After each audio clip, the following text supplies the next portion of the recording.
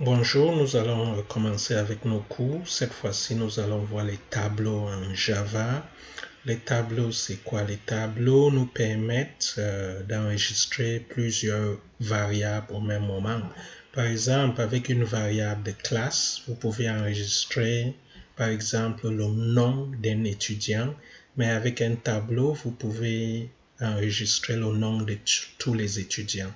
Donc, sans plus tarder, je vais créer un projet Java. Je vais prendre Java Application, Next. Oui, je vais simplement dire Java Application. Le nom sera Tableau. Tableau 1. Ça sera le nom de mon projet. Je vais Finish et je vais le laisser créer le projet. Ça m'a automatiquement créé. Ce que je veux faire, je veux venir ici. Je vais effacer ça, tout ce que ça m'a créé automatiquement. Je vais effacer cette classe et puis je vais créer une classe. Je vais donner le nom. Je vais prendre Java Package et le nom du package, je vais dire array list.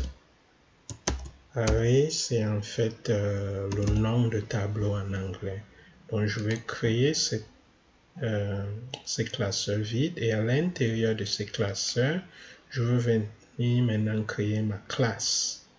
Donc, ça sera Java Class. Je vais lui donner le nom array path1. Ok, ce sera notre premier exemple et ça va nous permettre de démontrer tout ce cours. Alors, sans plus tarder, je viens ici, j'annule ces espaces comme on a l'habitude de faire. J'annule tout ça et puis on va procéder. Alors, tout de suite ici, j'ai ma classe array path1. J'ai le classeur dans lequel ma classe se trouve. Plus on va avancer, plus je vais vous expliquer pourquoi je l'ai fait ainsi. Et maintenant, je vais créer une variable de classe private static scanner input. Private, ça veut dire c'est privé, sauf les choses qui sont dans cette classe auront accès à ça. Static, ça veut dire que c'est une variable de classe. Et scanner, vous voyez c'est rouge, ça veut dire que j'ai besoin d'importer. Ok, je vais laisser que ça m'aide à l'importer. Et nous avons import Java Util Scanner, ça l'a importé et sans plus tarder, je vais créer ma méthode main pour pouvoir m'amuser. Alors, je viens de créer une variable ici appelée employees, c'est-à-dire les employés. J'ai mis final, ça veut dire vous n'êtes pas capable de changer cette variable. Final, c'est 3, ça veut dire ça va rester 3 tout le temps. Maintenant, je vais créer mon tableau. Voici la syntaxe pour créer un tableau. Vous donnez le type, ça peut être double, ça peut être int, ça peut être string. Vous décidez du type et puis vous mettez ces parenthèses. Ces parenthèses peuvent être ici où vous pouvez changer la position. Soit c'est ici, soit c'est devant le nom de ce tableau.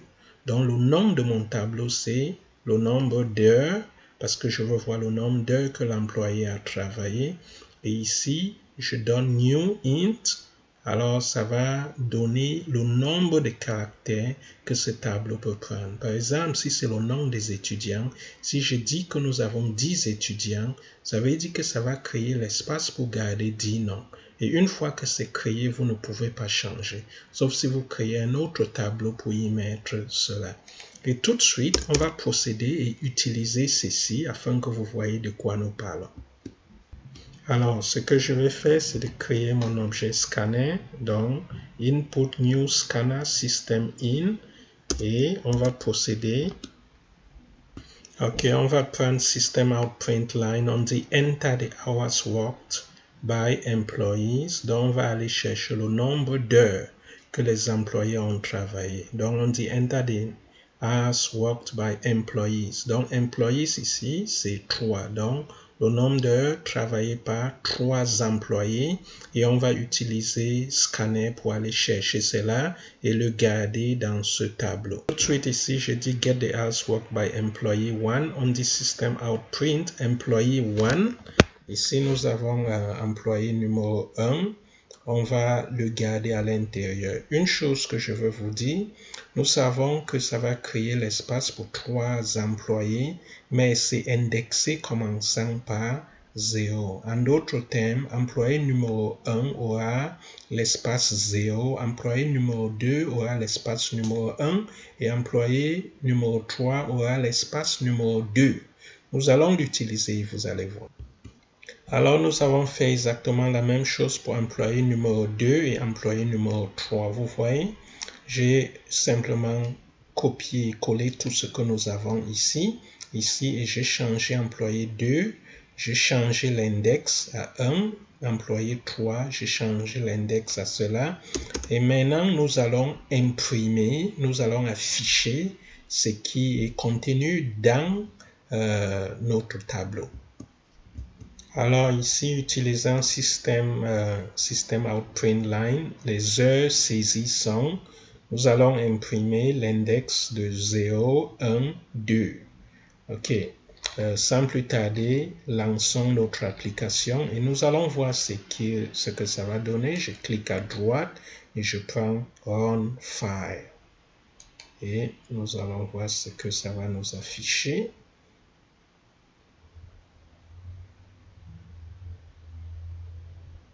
C'est en train d'exécuter. Super, nous y voilà. Donc, enter the hours worked by employee, worked by 3 employees. Employé 1, je dis qu'il a travaillé 20 heures.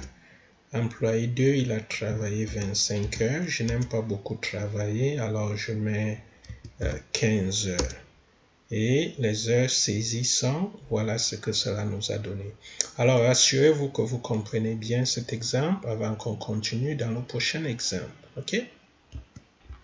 Alors, dans notre deuxième exemple, ce que nous allons faire, c'est que nous allons maintenant refaire la même chose, mais nous allons utiliser les boucles. Par exemple, pour aller chercher l'information concernant le nombre d'heures travaillées par les employés, nous allons utiliser la boucle for et pour afficher à l'écran ce qui a été entré dans le tableau, nous allons également utiliser la boucle for. Alors, sans plus tarder, je vais copier ça. Ça va nous rendre la tâche un peu plus facile. Je clique à droite, je prends copie et je clique sur le folder, sur le package, quoi. Et je dis paste. Je prends refactor copy et je vais tout simplement lui donner le nom 2. Donc, ça va me recopier la même chose. Je clique sur refactor et ça le fait. Nous l'avons là avec partout Java. Alors, ce que je veux faire, je veux maintenant venir ici, nettoyer tout ça. Je nettoie ça parce que je vais le faire avec for. Donc, delete et je fais exactement la même chose. Je vais entrer cette information avec la boucle for. Donc, je m'arrête à ce niveau et on va refaire la même chose mais avec la boucle for. La première chose que nous allons faire, nous allons déclarer notre système out print line enter the hours worked by employees comme dans l'autre exemple et sans plus tarder ici, nous allons mettre notre boucle. On dit get the hours worked by each employee. Ici, nous avons la boucle for int index égale 0 index employees. En d'autres, vous pouvez mettre 3 si vous voulez, mais étant donné que nous avons déjà initialisé cette variable déclarée ici, c'est comme si on avait mis 3. Ici, nous avons index plus et nous avons exactement ce que nous avons fait tantôt.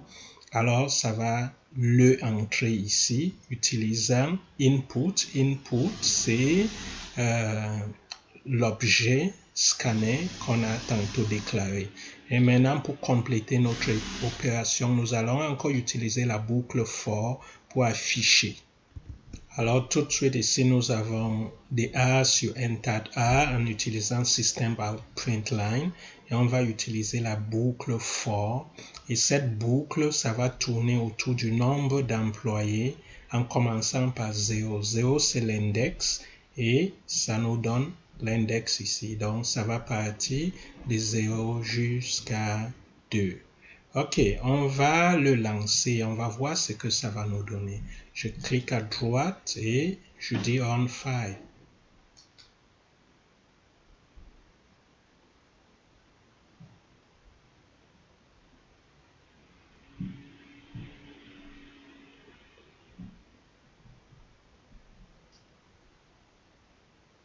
Et ici, je vais faire la même chose, 20.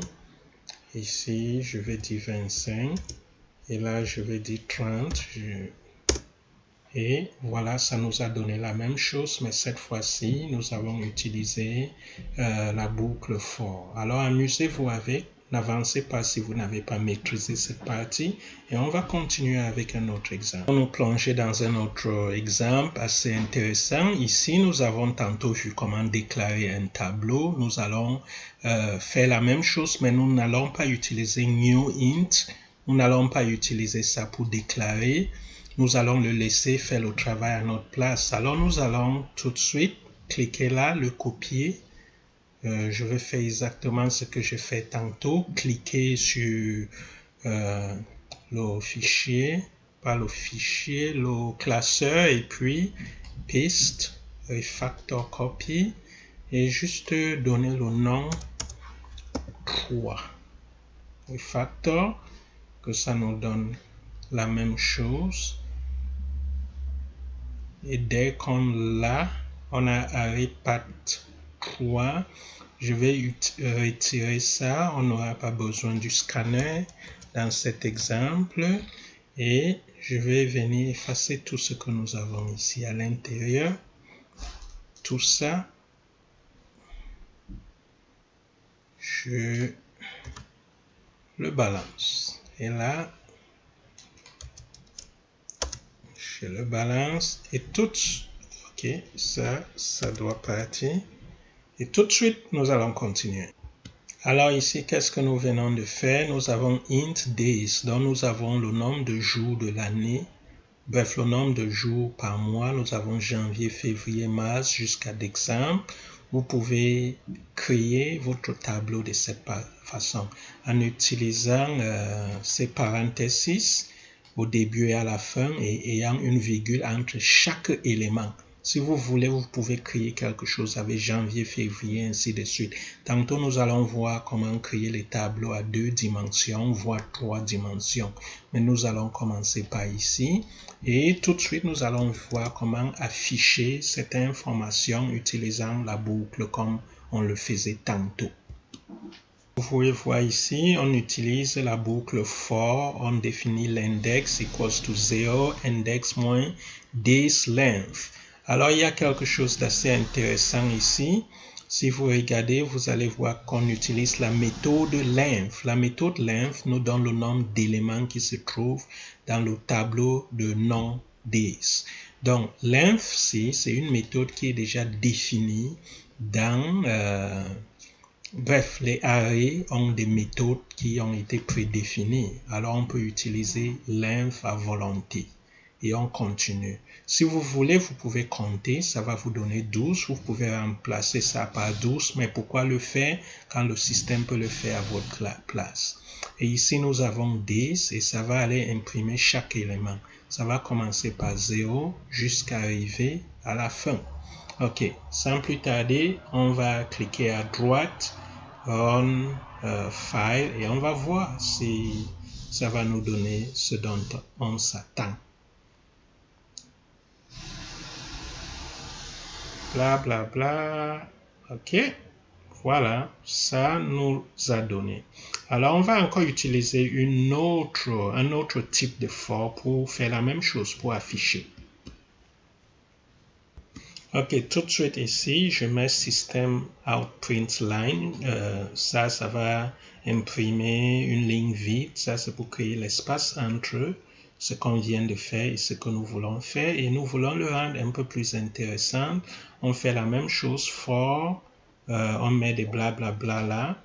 Et ici, que je le renvoie un peu là pour que ce soit lisible, on fait exactement la même chose comme on l'a fait là tantôt, mais ici en bas, on veut dire mois, index du mois. Vous savez, l'index commence toujours par 0, alors on met index plus 1, en d'autres termes 0 plus 1. Donc quand ça sera 0, ça va nous donner ça. Alors 0 plus 1 nous donne ça. Alors on aura 1 plus 1, ça nous donnera le deuxième mois, ainsi de suite.